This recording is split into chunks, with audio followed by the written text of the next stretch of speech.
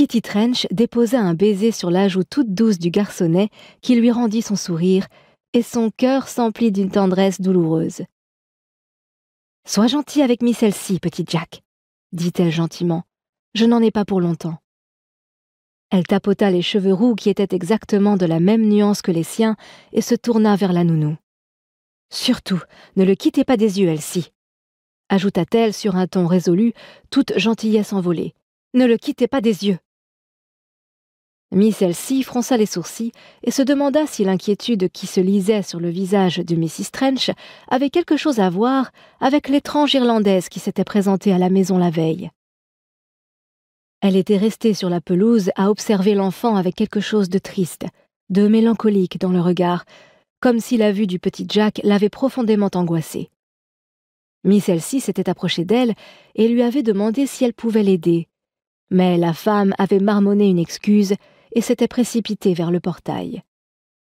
Cette rencontre était si singulière que Miss Elsie avait trouvé important d'en parler aussitôt à sa maîtresse, et la férocité de sa réaction l'avait troublée. Mrs. Trench avait pâli, et ses yeux s'étaient remplis de peur, comme si elle redoutait depuis longtemps l'arrivée de cette femme.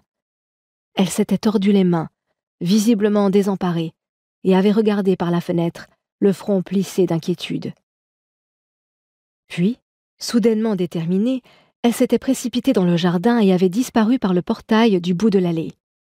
Miss Elsie ne savait pas ce qui s'était passé ensuite entre les deux femmes, mais lorsque Mrs. Trench était revenue, une demi-heure plus tard, elle avait les yeux rouges, comme si elle avait pleuré, et elle était toute tremblante.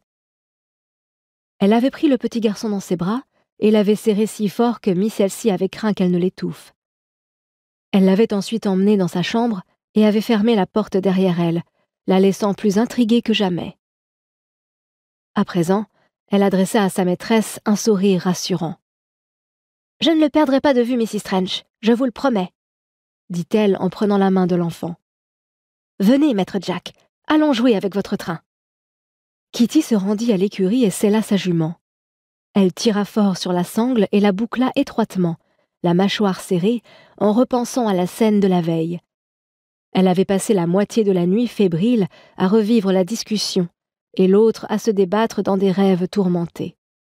Cette femme était Bridie Doyle, la mère naturelle du petit Jack, fruit d'une brève et scandaleuse liaison avec le père de Kitty, Lord d'Evril, alors qu'elle était la femme de chambre de Kitty et qu'elle avait choisi d'abandonner dans un couvent de Dublin avant de s'enfuir en Amérique.